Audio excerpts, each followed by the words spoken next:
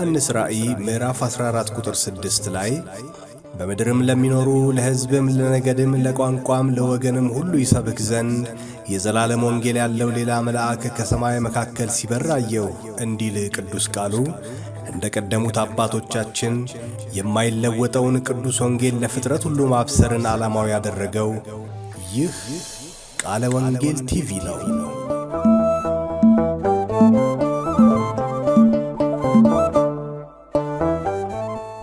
ከእረፍት ተመልሰናል።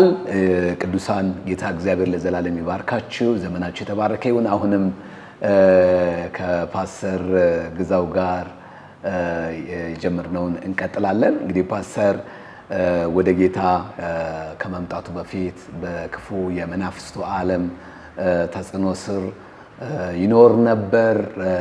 እንግዲህ ጌታ ኢየሱስ ክርስቶስ እንዴት ነፃ እንዳወጣው እየነገረን ነበር። እዛ ላይ ነበር እረፍት የወጣ ነው። እግዚአብሔር አምላክ የተባረከ ይሁን። ፓስተርዬ መቀጠል ትችላለህ። ወደ ጌታ ከመጣ በኋላ ሂደቱ ምን ይመስል ነበር? ምንድነው በህይወት ላይ ያየኸው ለውጥ የሚለውን እስኪ ንገረን። በጣም እግዚአብሔር አምቦ ካፈላለሁ፣ ጉደር ካፈላለሁ፣ የመንፈሳዊ ጠኔ ገባብኝ።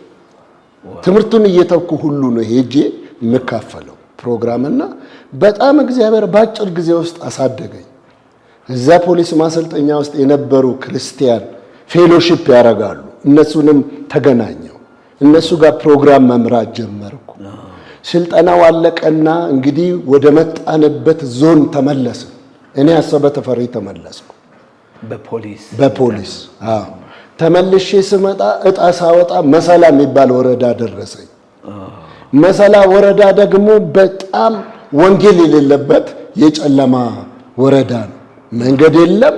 ያ ወንጌል እኮ ኢንፍራስትራክቸሩን የሚያመጣው እና በጣም ሁሉ ነገር ወንጌል ከበራ ነው አገር ላይ እና ጨለማ ነው። መኪና የለም። ሂርና ከሚባል እስከ መሰላ በእግር ሁሉ ነው የምንሄደው። ላንድ ሮቨሮች አንዳንዴ አልፎ አሉ እና እዛ ተመደብኩ። እዛ ስመደብ የሀገሬው ሰው እኔ ዝም አልልም፣ እሳት ገብቶብኛል። ኢየሱስ ጌታ ነው ምናምን እላለሁ፣ መሰክራለሁ። በቃ ልጅነትም አለ ገና በጣም እንግዲህ ኢማጂን ሃዮቹ አካባቢ ነኝ በእድሜ። በጣም እሳት ነው ውስጤ፣ መሰክራለሁ። እዛ ስደርስ ቤት እንዳታከራዩት ተብሎ አድማ ተመታ በኦርቶዶክስ ቤተክርስቲያን። ሙስሊሙም ተባብሮ ቤት እንዳታከራዩ የሆነ ጴንጤ መጥቷል እዚህ ተብሎ ማለት ነው። ገና እንግዲህ መንግስት ገና እየተቋቋመ ስለነበረ በዛን ጊዜ ሽግግር ላይ ስለነበረ ፖሊስ አስተዳደር ውስጥ ይሰራል፣ ሁሉንም ነው የሚሰራው። ሚክስድ ነው፣ ዲማርኬሽን አልነበረውም። የታዘዝክበት ነው የምትሰራው እና ልክ እዛ ስገባ ቤት እንዳታከራዩ ተባለ። 6 ብር የሚከራዩ ቤርጎ ቤቶች ነበሩ እዛ፣ አልጋ ማለት ነው በቀን እዛ 15 ቀን ቤት አጥቼ ብጠይቅ ለካ ቀድመው እነሱ ከርችመውታል። ጴንጤ መጥቷል አገር እንዳያበላሽ በቃ ቤታችሁ እንዳታከራዩ በቃ ይትበላሻላችሁ ተብሎ ማለት ነው። ሰርኩላር ውስጥ ለውስጥ አስተላልፈው እነሱ ጨርሰዋል። 15 ቀን በዞር አጣው። 15 እንግዲህ በ6 አብዛው ደሞዜን ሁሉ እዛው ነው እንትን ያልኩትና አንድ ቀን ዝም ብዬ ሹሮ ቤት ነው ያው ሹሮ ላጤ አይደለም ሹሮ ለመብላት ገባው። ስገባ ፖሊሶች አሉ እዛ አብረው ማለት ነው። አንተዋወቅም። እኔ ጸልዬ ነው አጎንብሼ መበላው። ስበላ የወንጀል ምርመራ ክፍሉ አሁን ወደ ጌታ ሄዷልና ያየኛል። ልክ ስንወጣ የጌታ ልጅ ነህ እንደ ያለኝ በልተን ስንወጣ አዎ እኔ በጌታ ነኝ የክርስቶስ ልጅ ነኝ አልኩት። እኔ እኮ ፈርቼ ትቼው ነው ጌታንና አካባቢውን በጣም ከባድ ነው ፈርቼው ትቼው ነው አለ እና አልኩት ከዚች ቀን ጀምሮ ወደ ኢየሱስ ትመለሳለህ አልኩት። እዛ የወንጀል መከላከል ኃላፊ ወረዳው ተደረገ። እሱ የወንጀል ምርመራ ክፍል ሆነ፣ እኔ የወንጀል መከላከል ሁለታችንም ባለስልጣን ሆነ። ሽጉጥ ምናምን አለን እንግዲህ በልጅነት ተመልከት ሽጉጥ አድርገን ምናምን ማንም ይናገረንና በዛ መልክ ወጣ። ማን ነው ጣልኩት ቤት እንፈልጋልኩት ስንፈልግ በኢጣሊያን ዘመን እዚህ ኢትዮጵያ ላይ ምሽግ አድርገው የያዙት የሆነ በድንጋይ የተሰራ ምሽግ ቤት አየን። ከከተማው ወጣ ይላል። ከዛ የማ ቤት ነው ብለን ጠየቅን። የወይዘሮ ኢትዮጵያ ቤት ነው ተባልን። ሴትዮዋ ኢትዮጵያ ይባላሉ። ከዛ የት አሉ አስጠሩልን አለን። እንግዲህ ያው ልብስም ለብሰን የለ ፖሊስ መጡ። ሲመጡ ይሄ ቤት ምንድነው አልናቸው። አረም ላው ላይ በቅሏል። ቤቱ ሁሉ አረም ሆኗል። እና አከራዩን አልናቸው። ይሄ እኮ የሚከራይ አይደለም፣ አከራዩን ግድ የለም። ስንት ብር አልናቸው። 35 ብር በወር አሉ። ትልቅ አዳራሽ እኮ እንደ ምሽግ የነበረ እሱን ወንድሜ ፖሊሱ የወንጀል መርማሪው ተረፈ ይባላል። እሱ ታማኝ እስረኞች ሰጠኝ። እኔ ቆሜ አረሙን አስነቅሌ ጨርሼ የዓመት ባንዴን የከፈልኳቸው ለትዬ ኢትዮጵያ ተከላከልክ። የዓመት ከፈልኩ።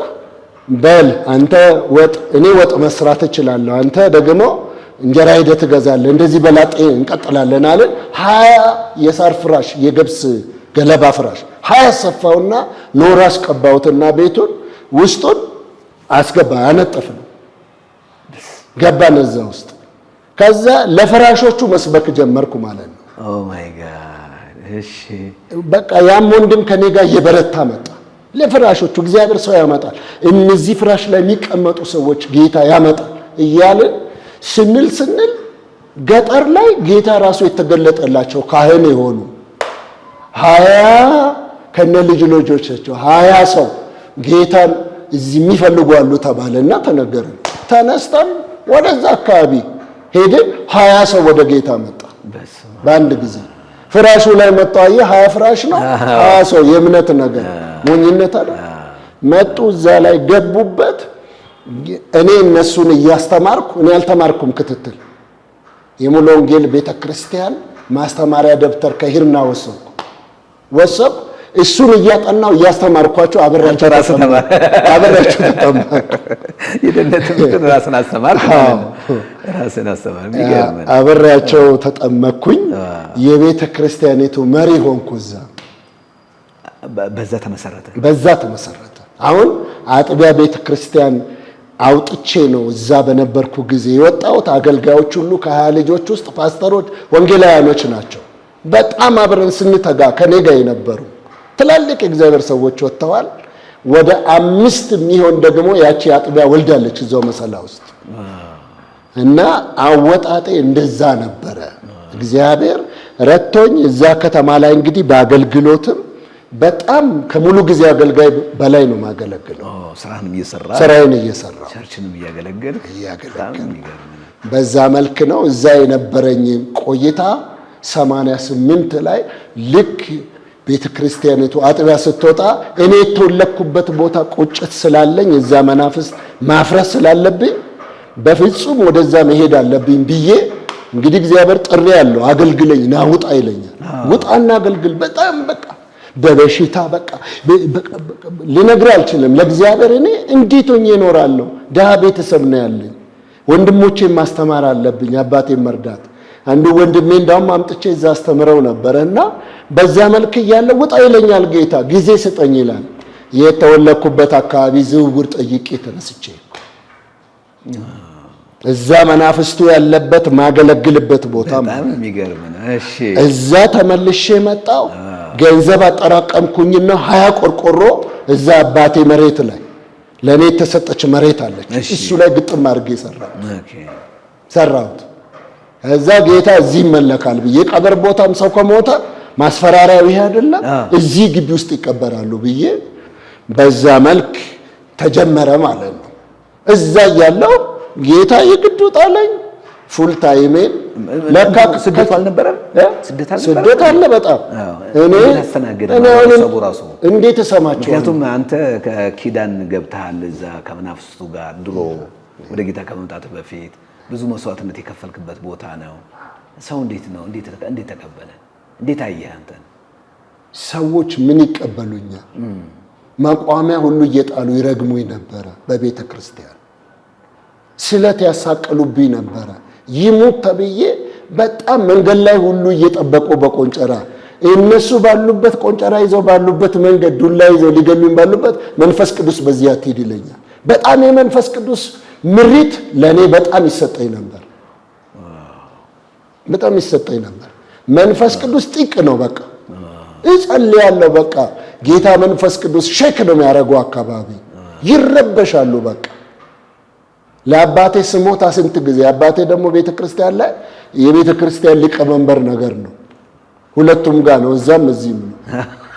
እና በዛ አይነት መልክ ስለነበረ ምን ይቀበሉኛል? ሳይቀበሉኝ ሊገሉኝ እየፈለጉ ሳልሞት ይሄው ዛሬ ደርሻለሁ። እዛው ቸርች በቃ ፕላንት አደረኩ። ለካ ሄደ ቸርች ጋር ሙሉ ጊዜ ሊሰጥ ነው ብለ ማመልከቻ አስገብተ ቸርች ተቀብሎ ሆኖ ለካ ሙሉ ጊዜ ለካ አገልጋይ ሹመት የሚባል ነገር አለ። አዎ እና ጥሪ የሚባል ነገር አለ። አሳውቀህ ነው እኔ ምን ታውቅልሃለሁ። ገጠር ነው ትቼው ገባው። ራም መፈድፈድ ጀመረ። ስራ ለቅቅ ያለው አባቴም ደጄ እንዳትደርሳል። አረም ሲያርሙ ሰዎች ገበሬዎች ከነሱ ጋር ሄድና ፈያደይ ነው የሚባለው እዛ አሸማ እንደሚባለው በርቱ በርቱ ብለ ተቀላቅለ እያረምክ ጌታን እየሰበኩላቸው ንፍሮ ከነጭቃ ነበር መባላው የሚመጣላቸው ምሳ መታጠብ የለም። ጀርመን ያለው ነው የሚሉት እነሱ። በዛ አይነት መልክ በጣም ከካቶሊክ ቤተክርስቲያን እግዚአብሔር ሰዎች ሰጠኝ፣ መዘምራኖች።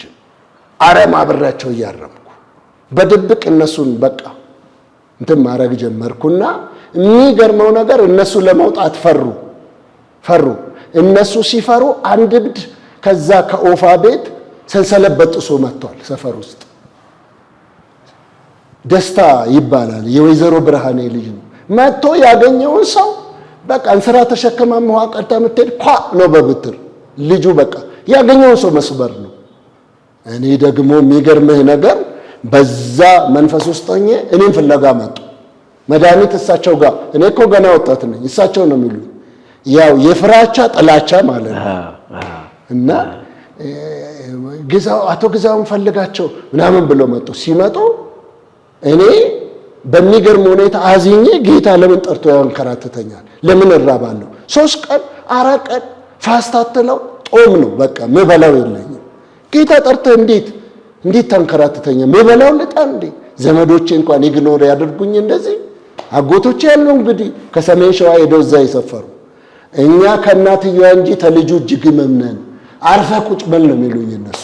ልክ እኔን በቃ ኢየሱስ ሲወዳቸዋል ምናምን ስል እኛ ከእናትየዋ እንጂ ተልጁ እጅግ መምነን አርፈ ቁጭ በል ነው የሚሉኝ። እኛ ከማርያም ጋር እንጂ ከኢየሱስ ጋር እምብዛም ነን አይነት ነገር ነው። እና በጣም በቃ አይወዱኝም። ስም አጠፋ በቃ ዘራችንን አበላሸ ነው የሚሉትና በዛ ውስጥ አዝኜ ነው የወጣሁት። ያለታ ያ እብድ መጥቶ ደግሞ ሰፈር ይረብሻል። ለካ እኔን ይፈልጋሉ። የሆነ ሻይ ቤት አለች 25 ሳንቲም የምትሸጥ። እኔ ተነስቼ ወደዛ ሲሄድ የሚገርመው ይፈልጉኛል። ይፋጠጡ ሻይ ቤት ትባላለች። የመንግስት ሰራተኛ ሁሉ መጥቶ የሚገኝባት ብቸኛ ሆቴል፣ ብቸኛ በቃ ትንሽ ጎጆ።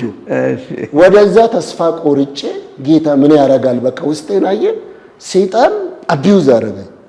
ምበላው በማሳጣት ዘመዶችን ከኔ ላይ በመነጠልና ልክ እዛ ስደርስ የወይዘሮ ብርሃኔ ልጅ ደስታ እንደዚህ ሰንሰለት በጥሶ እንደምታረጉ አርጉት አሉኝ የመጡት ሰዎች። አሁን ጌታን ትቻለሁ ተስፋ ቆርጫለሁ ትላለህ አትልም? ለኔ ነው የሚገባኝ።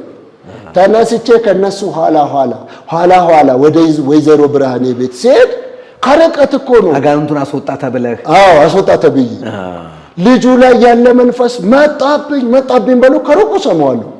ዋይ ብሎ አንቧርቆ እኔ ሲሄድ ተዘረሯል። እኔን ጌታ በእብድ አስታርቆ አስቀጠለኝ። አኩርፈ ነበር በጌታ ላይ። አዎ አኩርፌ ነበርና ጌታ በዛ መልክ አስቀጠለኝ። እንግዲህ ቤተክርስቲያን ከዛ ስለኔ ሰሙ። የኢትዮጵያ አብያተ ክርስቲያናት ህብረት ዋና ጸሐፊ ፓስተር አሳየን በርሄ ነበሩ ያን ጊዜ። ዋው ትክክል። እና እሳቸው ስለኔ ብቻ ሰሙ። በሆነ ነገር ሰሙና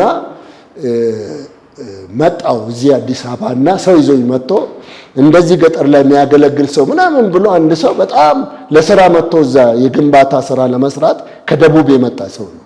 ቅናት ገባበት እኔን ሲያይና ገጠር ላይ መሄድ ነው የገበያ ቀን ነው የኔ ስራ ወንጌል ስርጭት የምሰራው በቃ ጮኻለሁ ኢየሱስ ይወዳቸዋል ነው የምለው ገጠር በቃ እግዚአብሔር በዛ መልክ እሱ መጥቶ አገናኘኝ የሚሽነሪነት ደሞዝ በገለምሶ መካነ ኢየሱስ ቤተክርስቲያን በኩል ፈንዱ ሚያልፍ ተጠርቼ ተደርጎልኝ የአብያተ ክርስቲያናት ሚሽነሪ ሆኜ 89 ላይ ማለት ነው ኦሬዲ ጀመርኩ አገልግሎት የሚሽን አገልግሎት በዛ መልክ ያገለገልኩ እንግዲህ ትንሽ ጊዜ ከቆየም በኋላ የሚሽኑ አገልግሎት ፈንድ ተቋረጠ ማለት ነው አሁንም እኔ እዛ ችግር ውስጥ እያለሁ እንግዲህ አንድ እህት ከወለጋ አስተማሪ ሆና መጣች እዛ አካባቢ ላይ ጴንጤዎች ብቅ ማለት ጀመሩ እዛው አንተም ደግሞ ያችን ቆርቆሮ ቤት ቀልሻለሁ ተልሽ ቸርች ሰዎች እየመጡ ያመልካሉ ትነፋፈቃለህ በጣም 5 ነን ምናምን በቃ ልብሴ ከኋላ ቀዳዳ ነው ፍሬቻ ያበራል ከታች ጫማዬ ቀዳዳ ነው እንደ ውሃ ለማት ውሃ ያስገባል በቃ ግርግዳ ላይ ልጥፍ ብዬ በሸሚዝ ሆኜ በቃ ከኋላ አካሌ እንዳይታይ እንደዛ ነው ባለሙያ ነህ ሰልጥነሃል የፖሊስ ስልጠና ሰልጥነሃል ደሞዝ ነበረ በቃ ያንን ነገር ነው ጥለህ ወደዚህ ወደ አገልግሎት የመጣው ጌታ ስለሚበልጥ ህይወት ስላገኘው ከሞት ወደ ህይወት ስለተሸጋገረ ፍቅሩ በቃ የጌታ ፍቅር በቃ እንዴት አድርጌ ልንገርህና ጌታ በህይወቴ ውስጥ ገባ በቃ አጥንቴ ውስጥ ነው ጌታ የገባውና በዛ አይነት ሚሽነሪ ሆኜ ሚሽነሪዋም ደሞዝ ቆመች ከዛ እዛ ከመጣች እህት ጋራ ወደ ጋብቻ መጠያየቅ ጀመረ እግዚአብሔር አየ ለኤልያስ ቁራ አይደለ የላከው እግዚአብሔርን ሊያስቀጥል ማለት ነው እና በዛ መልክ ከሷ ጋራ ተገናኘን ገለምሶ መካነ ኢየሱስ ቸርች ላይ የጋብቻ ስርዓታችን እንግዲህ 6-7 ሰዓት ሄደን ነው በእግራችን መኪና የምናየው ገለምሶ ለመድረስ ባስ የምናየው መቻራ የሚባል ወይ በልበልቲ የሚባል 6-7 ሰዓት ሄደን ነው በእግር ሄደን እስቲል እስካሁን አለቀቀኝም እሱ አገልግሎት 9 ሰዓት 8 ሰዓት አሁን 4 ሰዓት 3 ሰዓት ሄዳለሁ አሁንም ማለት ነው አዲስ አበባ ልኖር እንጂ የኔ አገልግሎት በጣም በገጠር ላይ ስለሆነ ዋጋ የሚያስከፍል መንገድ ላይ ነው መሄደውና እዛ ተጋባን አዋተው ዳሩኝ ተመለሰን እዛ ገጠር አብረን ገባን ከሷ ጋራ 4 አመት ኖርን ልጅ ወለድን እንግዲህ 90 ላይ ያገባው ማለት ነው 91 ልጅ ተወለደ ወንድ ልጅ ተወለደ ልክ 95 ዓመተ ምህረት ላይ ቀብር ቦታ የለም አማኞች የነበሩትም ትንሽ ወደ ገጠር በገቡበት ድንገት እሷ ካስተማሪነት የሴቶች ጉዳይ ኃላፊ ሆና ወረዳው ላይ ትሰራ ነበርና ጌታ ከፊት ጨለማ አለ ብሎ በነገረኝ በወሩ ድንገት ባለቤት ያረፈችብኝ ማለት ነው ወደ ጌታ ሄደች ኦኬ ልጅ እንደወለዳች ልጅ ወልደን ልጁ ገና 3 አመት ከምናምን ነው ኦኬ ወደ ጌታ ሄደች እንግዲህ ወደ ጌታ ስትሄድ አማኞች የሉም ገብተዋል አንድ የሆነ የደቡብ ሰው እዛ አካባቢ ለሚሽነሪነት አምጥተዋል እኔ ያን ጊዜ የት ነው ያለሁት አፋር ነው ያለሁት ተቀይሬ ማለት ነው አፋር በመጣውበት ድንገት የሚሽነሪ አገልግሎት በመሰረተ ክርስቶስ ቤተክርስቲያን ታቅፌ እያገለገልኩኝ ልክ አዋሽ 7 ኪሎ ተመድቤ ኢቫንጌሊየም የሚባል ድርጅት በመሰረተ ክርስቶስ ይረዳይ ነበርና አዋሽ 7 ኪሎ መሰረተ ክርስቶስ ላይ አምጥተውኝ ገና 3 ወር ሳይሞላኝ ሚስቴ እዛ ገጠር ላይ ወረዳው ላይ የተወለድኩበት ጋር ወደ ጌታ ሄደች እኔ አብራት አጋጣሚ ሆኖ ሄጄ ነበር ለራፍት ልጅ ተወልዳለህ ታገባለህ እኔ ግን ወደ ጌታ መሄድ ስለምፈልግ ብላ ታወራኛለች ምንድነው የምታወሪው ምን አይነት ወሬ ነው ምናምን እያልኳት ዋልን ማታ 2 ሰዓት ላይ ድንገት ጸጣለች ማለት ነው ከዛ የወረዳው ህዝብ አሁንም ተሰበሰበ ለምን ጉዱን እናያለን ተዋረደ ጴንጤ ሁለተኛ እዚህ ሀገር አይቀጥልም እዚሁ የተወለደው ሰው እንግዲህ ተዋረዳየ። ቀብር ቦታ የለም።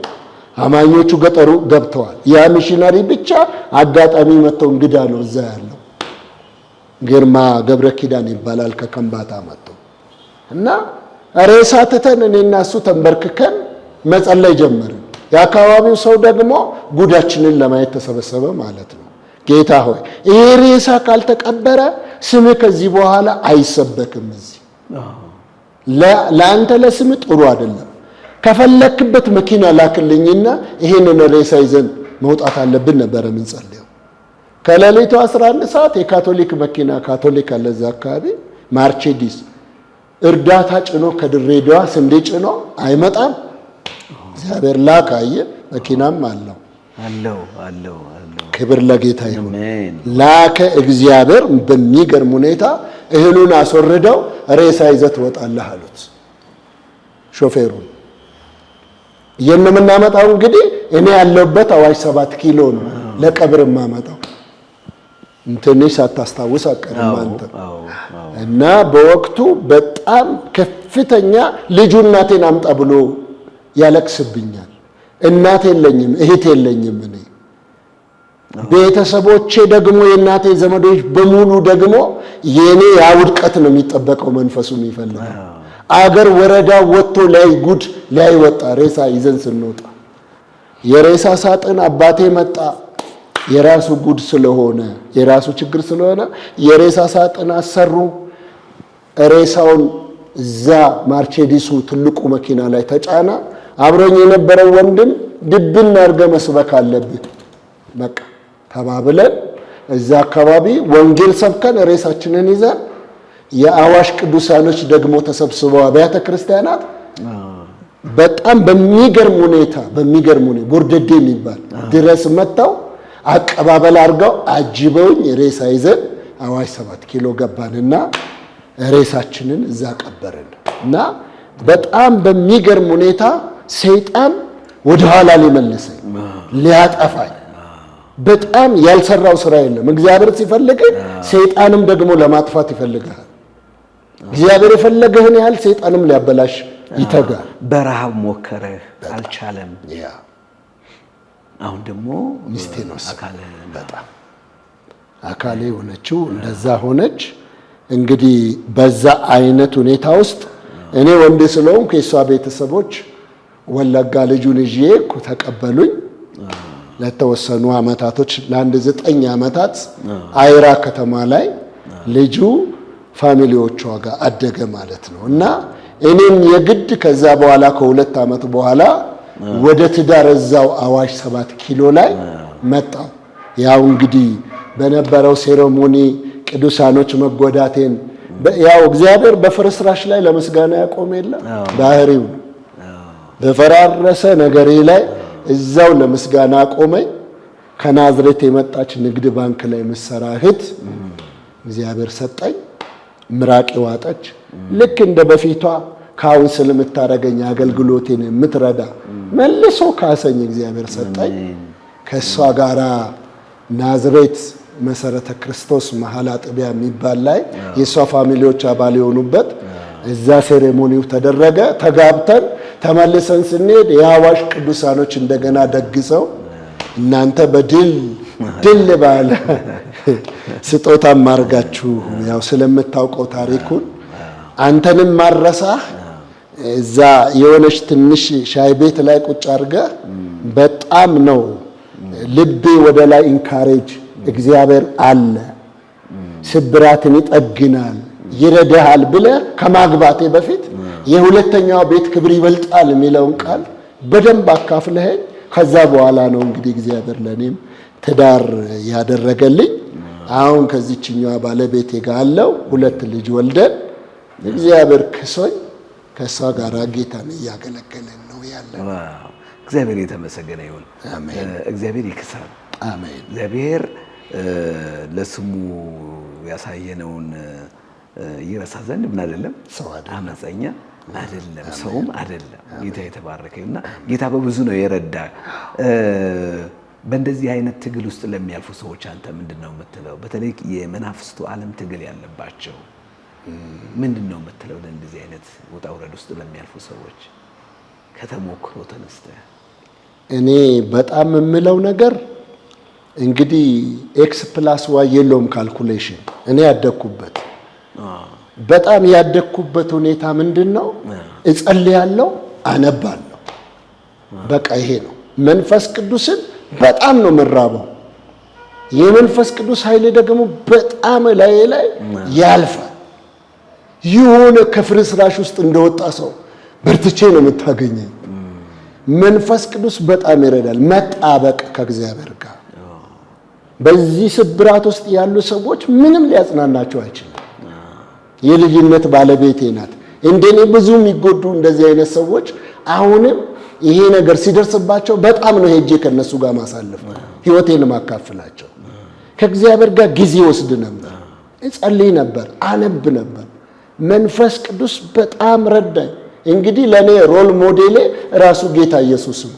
አጠገቤ ሆኖ አስተምሮ እንግዲህ ሰው አሁን ወፍ ዘራሽ ነው የሚለው አይደል? አባት የሌለው ወፍ ዘራሽ ምናምን ነው የሚለው። መንፈስ ቅዱስ ግን አባት ነው፣ ያስተምራል። ቃሉ እውነት ነው። የእግዚአብሔር ቃል ይበራል። የእግዚአብሔር ቃል ሬቨልድ ይሆናል ለሰውና በዚህ ህይወት ውስጥ ለሚያልፉ ሰዎች አሁንም ማገኛቸውን አገኛለሁ። ለሚያልፉም ሰዎች ይሄንን መልእክት ለሚሰሙ እግዚአብሔር የእንደገና አምላክ ነው። ዋው አሜን። እንደገና ያቆማል። ሃሌሉያ። ይረዳል። ይሄ ነው የገባኝ። ከአጠገቤ ሰው የለም፣ ዘመድ የለም። እግዚአብሔር ግን ከአጠገቤ ቆሞ አበርትቶ ድሮኝ በስጋ የኔ ዘመድ ያልሆኑትን ዘመድ አድርጎ እህት አድርጎ እናንተን ወንድም አድርጎ ቤትም ቦታ አቁሞ እግዚአብሔር እኔ ረድቶኝ እንደገና ሳቅ ሞላ። እንደገና ሂድ የሚል አገልግል የሚል ሃሌሉያ። እሱም መንፈስ እግዚአብሔር በውስጤ አስገባና በነገራችን ላይ ይቅርታ አድርግልኝ፣ ሬሳውን ወደዚህ ወደ አዋሽ ይዛችሁ የመጣችሁት እዛ አካባቢ ያለው ማህበረሰብ እንዳታስቀብር ከልክሎ ነው። ቀብርም የለም ከልክለው በወረዳ ተከራክረን የተሰጠንን ቦታ ቤት መጥተው ሰሩበት። ተግዳሮቱን ልነግርህ አልችልም። ምንም በቃ የመንግስት አካል አይሰሙ፣ በቃ ምንም አይሰሙ። በእምነታቸው አይደራደሩ። ካገኙ መግደል ብቻ ነው በቃ። እኔ ተወላጅ አካባቢው ላይ ፋሚሊዎቼም የእናቴም ዘመዶች ስለሚፈሩ እንጂ ያጠፉኝ ነበረ። እግዚአብሔር በዛም በኩል አየ። በስጋ ነው መከታ አድርጎ አቁሟቸው ነው እንጂ ወንጌል አሁን ቀጥሎ እዛ ቦታ ላይ ባይዘው 4 ቸርች አለ። አሁን ዋጋ በተከፈለበት ቦታ ላይ እንዲሁ መና አልቀረም። ይሄ አንዳንዱ ገብቷል። አንዳንዱ እንደ ዮሐንስ ዝም ብሎ አልቅሶ ነው የሚያልፈው መንጠሩ። አንዳንዱ መጥቶ ደግሞ ይወርሳል። የወንጌል ባህሪ ይሄ ነው። እኔ አልቅሼ ተጎድቼ ወጣ። አሁን ደግሞ እግዚአብሔር ባይዘው ትራንስፖርት ገብቷል። አሁን መብራት ገብቷል። ኢንፍራስትራክቸር ሁሉ ገብቷል። አሁን እንደዛን ጊዜ አይደለም።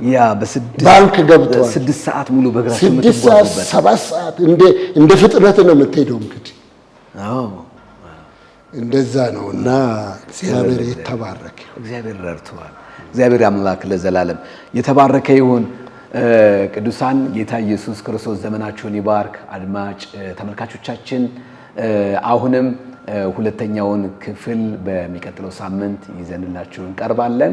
እግዚአብሔር አምላክ ለዘላለም ይባረክ። በጣም የሚገርም ጊዜ ነው ያሳለፍነው። የህይወት ምስክርነት በጣም ብዙዎችን የሚያነጽ ብዙዎችን የሚጠቅም ነው። እግዚአብሔር አምላክ የተባረከ ይሁን። ስለአንተ ጌታን እጅግ አድርጌ አመሰግናለሁ። እግዚአብሔር ታሪክን ቀይሯል፣ አጽናንቷል፣ ክሷል፣ ታላቅ ነገር አድርጓል። እግዚአብሔር አምላክ ለዘላለም ይባረክ። ወገኖቻችን በሚቀጥለው ሳምንት ቀጣዩን ክፍል ይዘንላችሁ እንቀርባለን።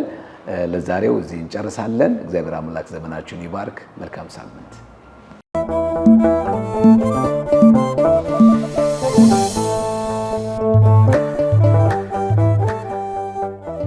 በዮሐንስ ራእይ ምዕራፍ 14 ቁጥር 6 ላይ በምድርም ለሚኖሩ ለሕዝብም ለነገድም ለቋንቋም ለወገንም ሁሉ ይሰብክ ዘንድ የዘላለም ወንጌል ያለው ሌላ መልአክ ከሰማይ መካከል ሲበር አየሁ እንዲል ቅዱስ ቃሉ እንደ ቀደሙት አባቶቻችን የማይለወጠውን ቅዱስ ወንጌል ለፍጥረት ሁሉ ማብሰርን ዓላማው ያደረገው ይህ ቃለ ወንጌል ቲቪ ነው።